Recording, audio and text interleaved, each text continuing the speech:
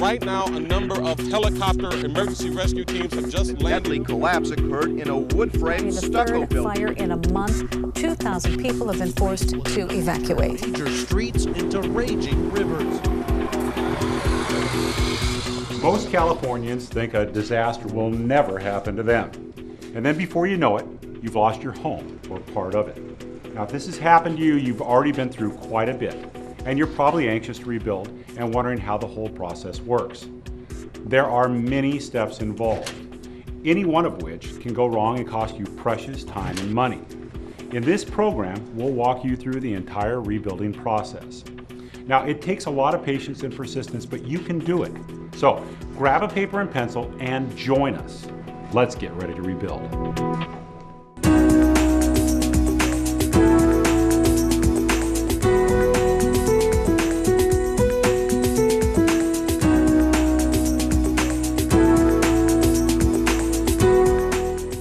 A wildfire swept through the area, and we were told to evacuate, so we grabbed as much as we could and put in the car. Yeah, but then the embers got into the attic.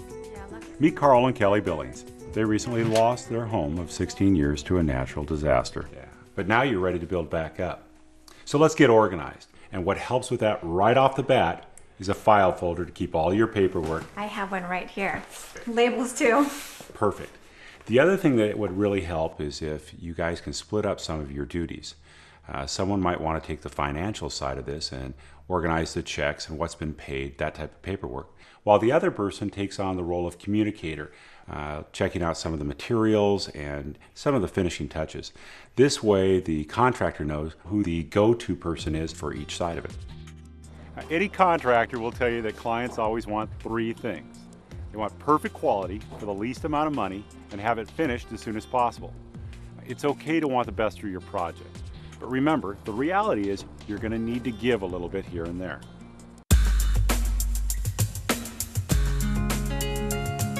At the beginning of your project, you'll be gathering a lot of information.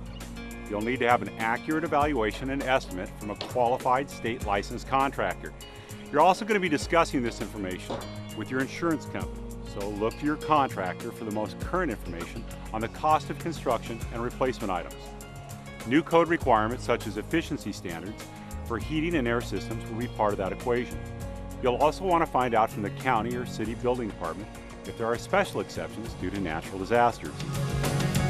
Well, one thing I was wondering about is the mess. Well, unfortunately with natural disaster comes a lot of debris and demolition and cleanup. And your city and county building departments are going to have certain requirements for getting rid of this. However, if there's been a lot of damage in one neighborhood, the local officials may help coordinate these efforts. But check, oftentimes there's fees, and in the case of natural disaster, these may be waived. One of the first decisions that's going to be made is what type of project you have, and everybody's going to want to know this. The building department, the insurance agent, even the contractor. The two main types are the complete rebuild, which is obviously new construction from the ground up. The other one is a partial rebuild or home improvement. That's if your chimney's still standing, a couple of walls, or even part of your foundation. And I hope it's that because they typically cost less. While you may think you only have a partial rebuild, let your contractor determine it for sure. So let's start talking about some of the fun things like ideas for your home. There's a ton of areas to look. Internet, magazines, home shows, decorator shows, even just driving around. A couple of things to keep in mind when you're out shopping. First off, you're going to want to keep control of your cost estimates. You're going to want to pick out something that you really, really like, but also have a backup.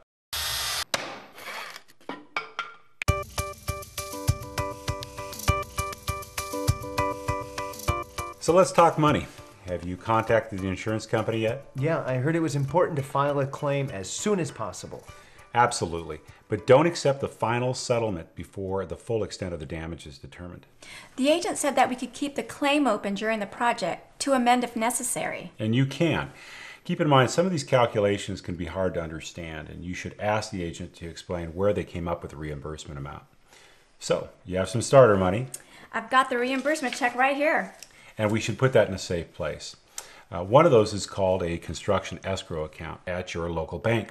Now, it has two unique characteristics to this account. One, it requires multiple signatures for project payment.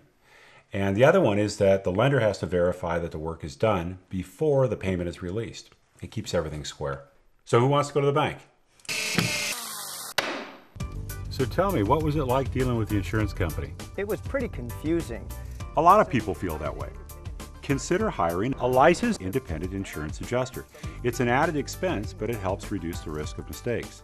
Also, an adjuster might have important information about grants and loans available for federal or state disaster areas. Well, here we are. You guys ready to set up this escrow account? Sure is. Yeah. Okay, let's take a moment and recap. First off, remember to document everything. Take photos and good notes, because it'll definitely come in handy in the long run. Stay organized. Have a dedicated folder for all of the documents you're going to accumulate. Be prepared, there will be a lot of them. Debris removal may be one of the first tasks, so check with your local building department about requirements and exceptions made after a natural disaster. Keep in mind, if there's still a foundation, chimney, or wall, you've got a partial rebuild. If nothing is left, well, then you've got a new construction project. And this is a contractual distinction that needs to be made before moving forward. File an insurance claim as soon as possible. If you can, leave the claim open during the project and consider hiring a licensed independent adjuster to help you get through this process. Open an escrow account at a bank and use only this account for making the payments. That will be for your protection. Remember, if the government declares a state or federal disaster area, you may be entitled to emergency grants and loans.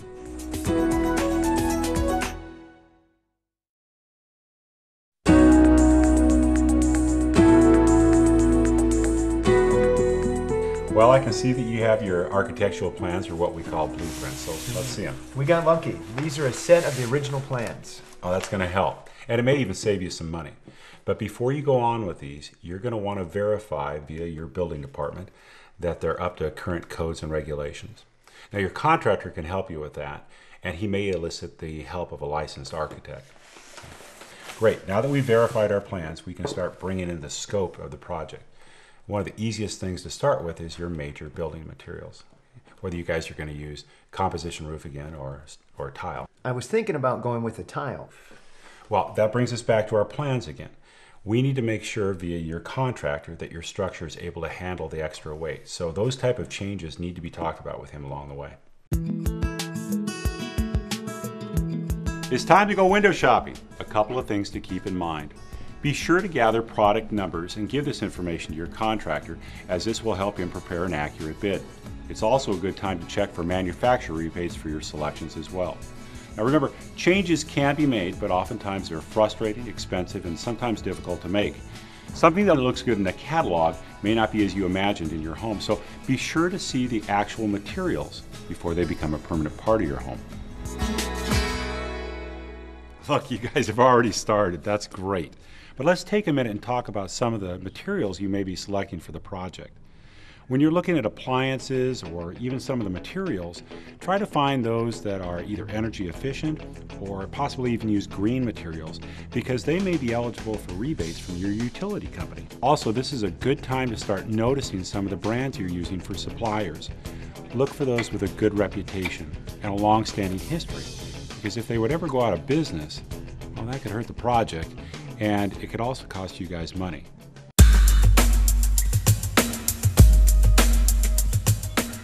We're going to take a look at getting a general contractor. Now, a general contractor organizes and supervises the entire job for you. They hire and oversee the plumbers, the electricians, the carpenters, so you don't have to. Now, a general contractor makes his money by adding a negotiated percentage on top of the labor and material costs for the project. Theoretically, you could do this yourself, but then you would become what's known as an owner-builder. And that means you must pull all of the building permits, have liability and workers' compensation insurance, and get all the inspections done yourself. If you make a mistake, it could be a costly one, so beware. Getting a general contractor is a wise investment, but what's absolutely critical is that you get one with a valid state contractor's license. That's the law here in California. Yeah, I always make sure that I have licensed, bonded contractors that work with me. These licensed pros have proven competence in their trade and business knowledge through being tested by the state. But some have more experience than others. So remember, don't just take the lowest bid, take the responsible one. Where can we find a general contractor?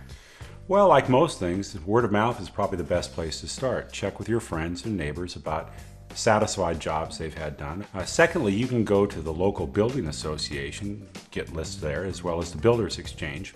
And in today's environment, you can go on the internet and find lists of building contractors in your area. I remember seeing flyers around the neighborhood. Well, unfortunately, especially during a natural disaster, a lot of people put up lowest bid, immediately available, those type of flyers. This may not be the time to take the lowest bid. You want to look for the best value. You also want to check around a little bit about the contractor's reputation and make sure that you're getting someone that is not only a quality individual and licensed, but someone that you're comfortable with. As unbelievable as it may seem, when a disaster strikes, it brings out the lowlifes who try to take advantage of people's vulnerability. Now, don't get paranoid about getting ripped off at every transaction, but you do need to be careful. After a disaster, watch out for price gouging. It's illegal. Businesses can't charge more than 10% above normal prices in the region. It's also not unusual for unscrupulous people to go door to door and offer low prices for what they say is surplus material. Don't let their high-pressure tactics force you to make an on-the-spot decision. And always get your materials from a reputable building or construction supplier where items can be typically returned if needed.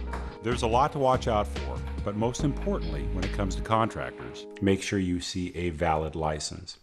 Also, they're going to have insurance for the job and be bonded. There's two basic types. One being workman's comp, and that's required by the state for each general contractor to cover. And it's just basically what it sounds like. If anyone gets hurt on the job site, it's a way of protecting you and taking care of that worker as well. The second one is recommended. It's called the general liability coverage. And that's in case someone has an accident on the job or backs into your garage door. You may want to call the contractor's agent and find out if their coverage is up to date and what the liability limits are. That's important because if they don't have that documentation or are not insured, you could be liable for it, and there's little that the state could do to help you. Now, it may seem like a lot of documentation. Check credentials and take notes. A license doesn't guarantee that a contractor is reliable, but very few licensed contractors have complaints filed against them. Plus, you have the ability to look up their record to see if they've had any disciplinary actions taken against their license. Before you hire anyone, look them up on the Contractor State License Board website or call their toll-free automated phone line. You can look up contractors by license number, business name, or individuals and employees.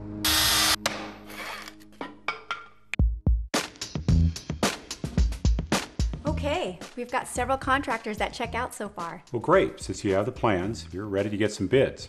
What should we look for in a bid? I mean, besides price. Well, the more detail, the better. There's less room for misunderstanding and confusion along the way. And it should include the name and license of all the subcontractors you use throughout the project. Also, the materials should be very well laid out regarding brand and type, color, that type of thing, because price and quality can vary quite a bit. You can have a $30 showerhead or a $300 showerhead. Can contractors charge for a bid? Well, yes, they can, and it is legal, provided that you agreed upon that before they make the bid and agreed upon a price. And quite often the accepted bid will just be applied back to the total cost of the project.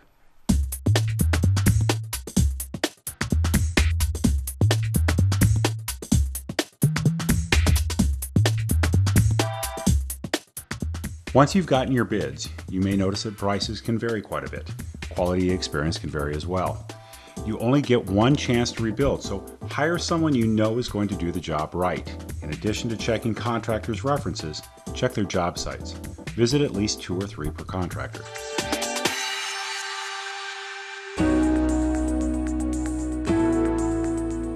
Okay, so let's go over some of the main points we've covered in this chapter. First off, the project starts with architectural plans that your contractor will need to generate a bid and refine the scope of your project. Then start shopping around for materials and take good notes. Be on the lookout for deals like utility company rebates and only buy from reputable building or construction suppliers.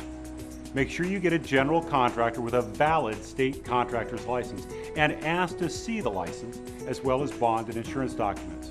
Remember, when choosing contractors, be sure to check their record on the website of the Contractor State License Board.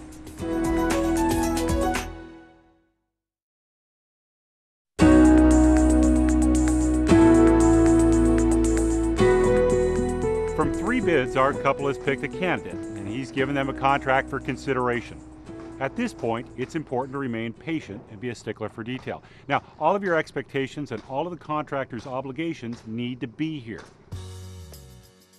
The contract should include your project start and completion dates, a payment schedule that pays for work only as it has been completed. The contract should list planned details of your project, specific information on materials, all subcontractors, the stipulation that the contractor will obtain all required building permits. Make certain you aren't listed as owner-builder, as this could make you liable for severe penalties if the contractor doesn't obtain permits or adhere to building codes. The contract should also specify debris removal and cleanup expectations, as well as where materials will be stored. Make sure it's in a secure location. Before signing anything, clarify the amount of the deposit with the contractor. California state law stipulates that the maximum deposit should be $1,000 or 10% of the final contract bid, whichever is less. I have a question. I know we talked about a tile counter, but is it okay to upgrade to something like granite? Well, if you want to do that, you're going to need a change order, and remember to share that information with your lender. Keep in mind, rebuilding is a good time to upgrade, but it does add up, so watch your budget. And it's one of the other reasons we want to put 10% aside for a cushion factor for these type of things along the way.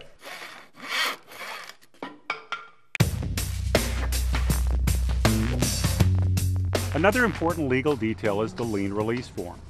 Now, if your contractor or a subcontractor working on the project doesn't pay his or her employees, subcontractors, or material suppliers, the person or firm who hasn't been paid can place what's called a mechanic's lien on your property until they're paid for their work or materials.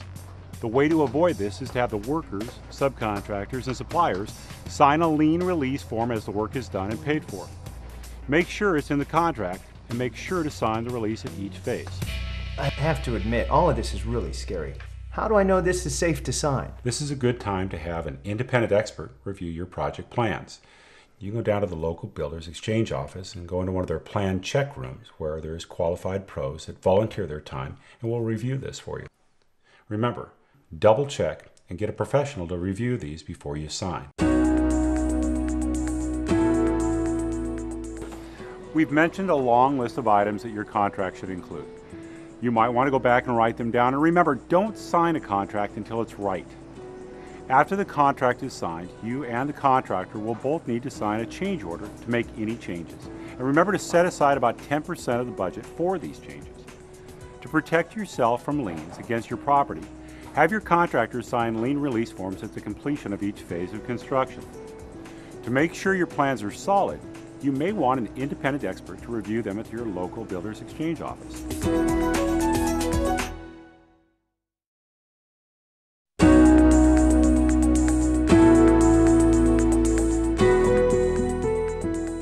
So Kevin, why don't you introduce yourself? Sure. I'm Kevin Krogan, and Kelly and Carl have asked me to be their general contractor. Great. Now, has everyone read and approved the current version of the contract? Okay, great. The secret to a smooth project is communication. So it's important to establish expectations in order to get things done as efficiently as possible. The important thing you guys to understand is, no matter how carefully we planned, and we've planned pretty carefully, no project ever goes off without a few bumps. What I mean is, expect the unexpected. For example, if we set a completion date for the early part of November, now I wouldn't go rushing and buying plane tickets for your whole family to have Thanksgiving dinner in your new home. You never know what challenges may come up. Bad materials, supply delays, inspections. How can we minimize the surprises? I'll be in touch with you throughout each phase of the project and sometimes every day. Plus, I encourage you to visit the site regularly so you can check in with me. That way you'll be able to see if things are shaping up the way you imagine in the blueprints. Well, I remember reading something about posting our permits on the construction site. Right. They do need to be in plain sight at all times so that the building inspector can identify the project. Is there anything else we need to look for on the construction site? Well, I'm pretty picky, but if the plans are misinterpreted, you guys will catch it pretty quickly if you're out there personally. Now, I know it's not easy to be there all the time, but if you can try to make yourselves available when they're doing inspections, you'll be able to see firsthand if there's any problems. Now, should we still be taking photographs at the construction site? Yes, and that way you can see where the wiring and the plumbing are in the walls before they're closed up. And you'll have a visual record of how the job is being done. Can I pay for the deposit in cash? Well, you can, but you shouldn't. Now, you should use your escrow account for that and make sure that all payments go through that so you have a record of it. And also, it's a way for you to check that the payments aren't getting ahead of the work being completed. What's the deal with the final payment? Well, you want to wait until you have written approval from the building department and you're happy with the job. What if we have some disagreements? Well, and that's why a contract is important. You want to get everything in writing, and that'll help avoid any confusion. First off, if there is a problem, I suggest you go and find Kevin and talk with him and try to work it out. Now, what if we can't work it out? That's a good question.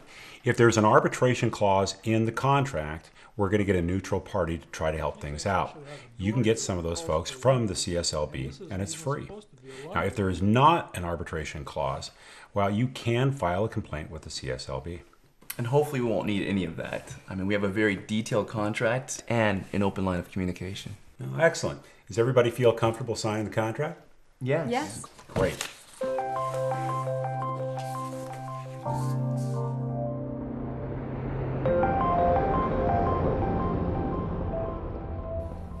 A few things to remember. First off, try to be present for inspections so you know firsthand about any issues that come up. Don't let payments get ahead of the work, and don't issue the final payment until you're satisfied and you've gotten a written approval from the building department. Now, if you can't work out a disagreement with your contractor, arbitration is a good option, and you may want to have an arbitration clause in your contract for this purpose. Expect the unexpected. There are a lot of moving parts, and occasional delays are common. The key to avoiding surprises, as always, is an open line of communication. Rebuilding after a natural disaster is tough. Take a deep breath, use these guidelines and all of the resources available to you, and you'll get through it just fine.